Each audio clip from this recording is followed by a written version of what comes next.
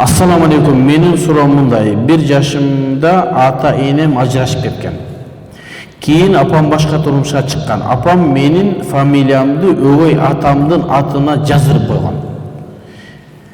Азыр өгөй атамдын фамилиясын алып, аны кызы катары документтерде аталып жүрөм. Мен уктум эле фамилиясын өзгөрткөнгө болбойт, бул харам деп. Азыр 4 балам бар.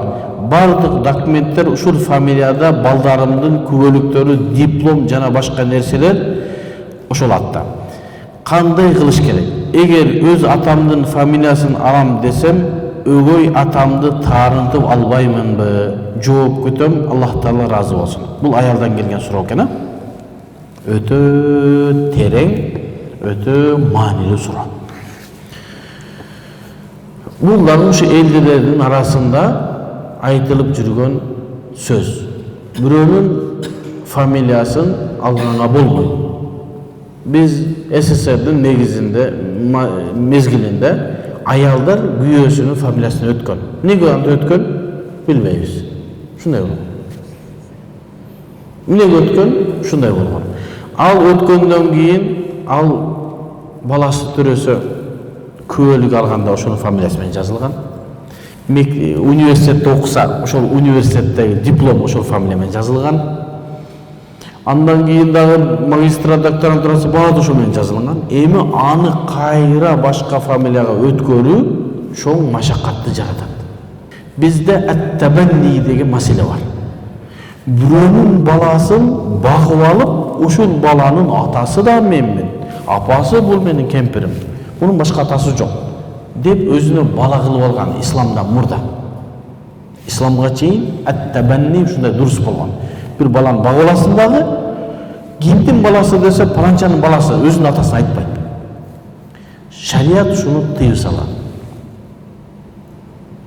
Зайдти пайгамбарыбыз эмне бала кылып алып атканда эмне ар ким өзүнүн атасы менен аталышы керек.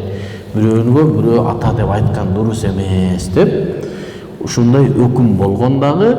Эми жанагы молдоке фамилиясын алмаштырган менен ушул экөөнү бир маселе да. Бул андай маселе эмес. Табанни бирөөнүн баласын багып алып, өзүмдүн балам деп ата тегинин мен ушунун менин балам, менден мурас алат деп коюу бул шариатта тыйып салынган.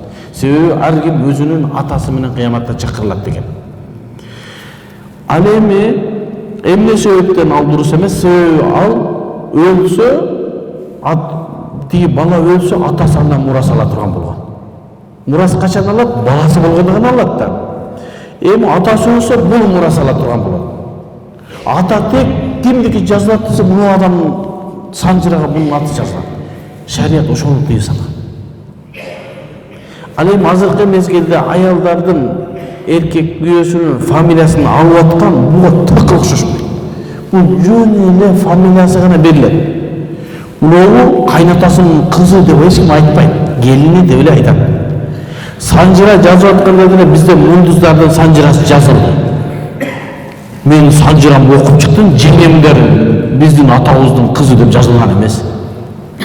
Кимди? Жеңемдердин баардыгы менин атамдын фамилиясын алып атса да, жеңемдер өзүнүн атасынын списогунда жүрөт. Азыр санжыра жазылып атканда эч кандай ата деп аралашып кеткен жок.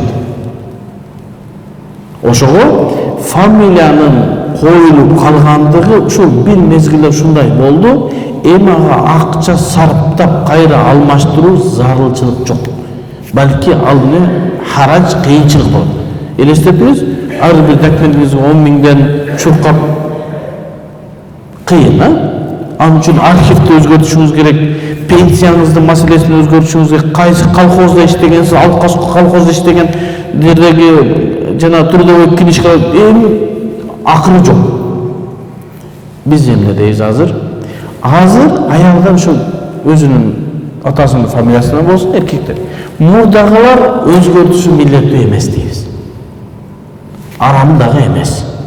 Себеби табанниге фамилия алмаштырган экөө окшош эмес.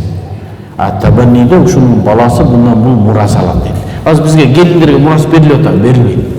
Фамилиясы гана коюлуп калган, союздан калган бир калдык.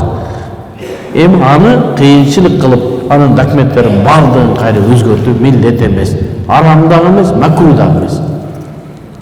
Эми жакшы, эми мындан буяка өзүбүздүн динибизге кайттык, эч ким мажбурлап аткан жок. Аялдар өзүнүн фамилиясына карап өзүбүздүн пайдасы да жок. Менин аялым менин фамилиямды алышы мага бир тиын пайдасы жок да. Мисалы үчүн менин келинчегим өзүнүн фамилиясында. Маселе ушундай.